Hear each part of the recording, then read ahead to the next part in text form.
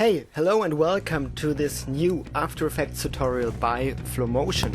Today we're going to take a look on how to create those really nice, organic, dynamic, wiggly, bouncy title animations like I did in my last example here.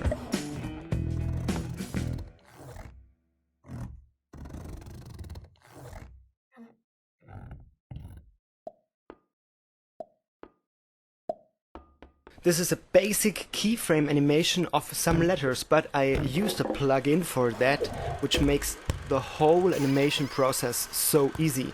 And there's also a free version of this plugin out there, so very interesting. Let me show you. You can go to aescripts.com and search for squash and stretch, and there you'll find it. Basically what this does, it has some pre-made animations for animate in, out, and so on. And as I told you, there's also the free version, which simply doesn't include all animations and also sound effects that come with it. Let's directly get started with setting this up. Creating a new composition. Call this our main comp, 1920 by 1080, which is full HD, it's fine. We don't need it like 30 seconds, let's make it like 16 seconds, 25 frames, okay. Let's create a background layer and we go for something like this. And just for the look of it, let's add maybe a vignette, or maybe even go as crazy as adding letterboxes to it. And here are two ways you can do it. For the vignette, you can simply use a vignette and then just tweak it. Call this layer BG, and I can show you the way that I am doing letterboxes. I have always two different black solids. Set the transfer mode to alpha inverted, and I can go to the top layer and just letterbox how I want to have it. So let's go for this kind of look this time. And let's create our text and type in intro. Maybe just give it a dark purple color so that we're in the same color scheme here. Go to align, center this,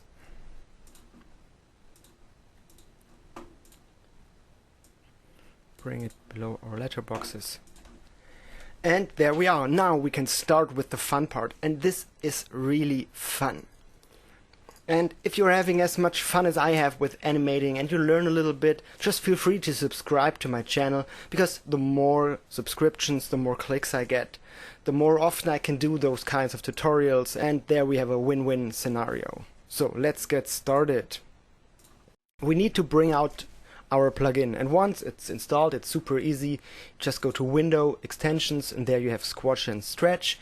As I told you, I've installed the Pro version, but you could also load the standard free version. This is already it. Now let's get started.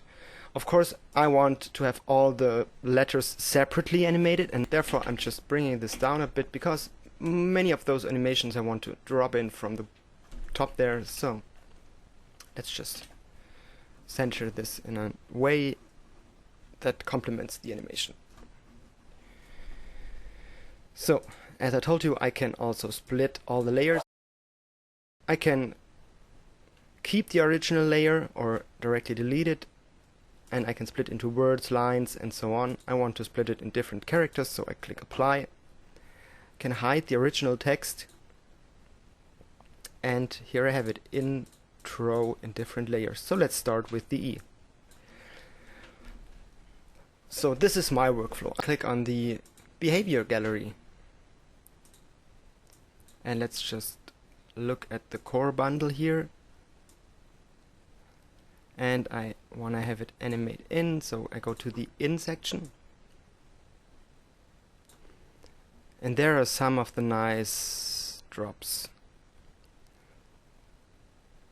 like a standard drop, or this one where it kind of pops to the side. So let's just take this one. I want to have it at the end of the behavior. Can go through some of the sound effects here. I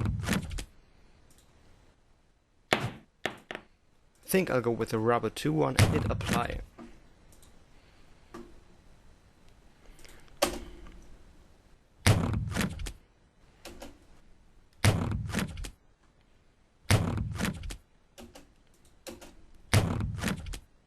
Pretty nice.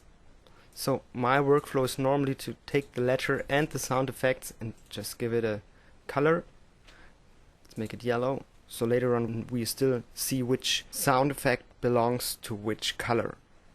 Next thing I do is I take all the sounds, go to toggle switches and click the shy button. And also for the whole composition. In that way they are hidden, but I can always get them back here. Perfect. Now let's go to the next letter. And what I like with animations, not do it in a order, but very random. Next one is our R. So what can we do with the R? While I'm looking at it, it looks almost like a square. So let's look for some behavior where this comes in handy. Like this kind of throw with rotation. And this time let's go down with the squash and stretch.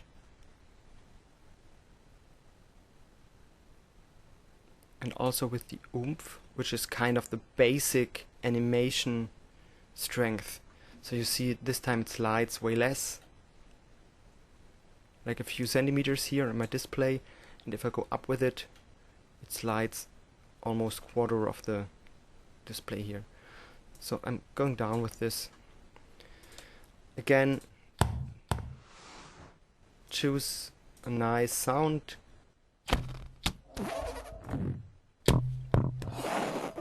Select the layer and hit apply. Again, it asks me to pre-compose and I can click on don't show this again. And we are done with this one.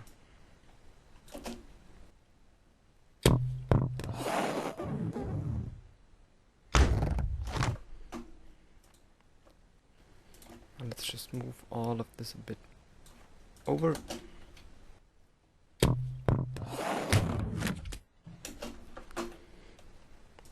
Once again, setting up colors.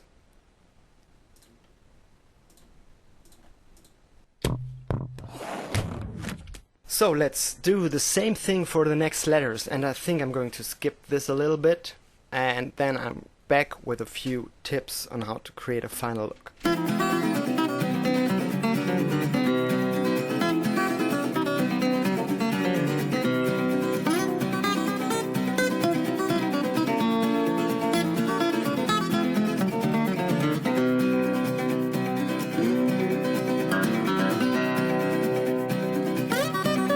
Okay, now I have animated all of them, as I have color coded all of those. I would now rearrange them so that they don't interact that much. For example, the N and the T, I don't quite like what happens here. So let's see if I can just move the N. Also the I.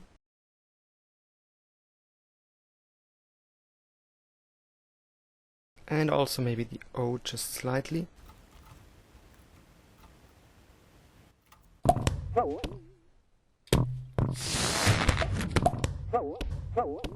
This is already looking nice, and this is kind of the basic animation that I want. I can set up motion blur for the layers.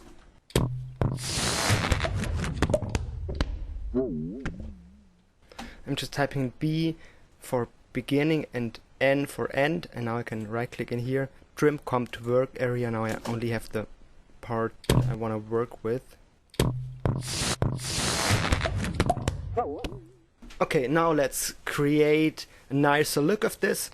First thing, let's pre-compose our whole animation. So therefore I'm taking the letters and the sounds, call this animation, hit OK. And there we have it. Now let's start adding some effects to make this look nicer. Now when I watch this, I think maybe the layers could maybe get a kind of a different color. So let's tint this.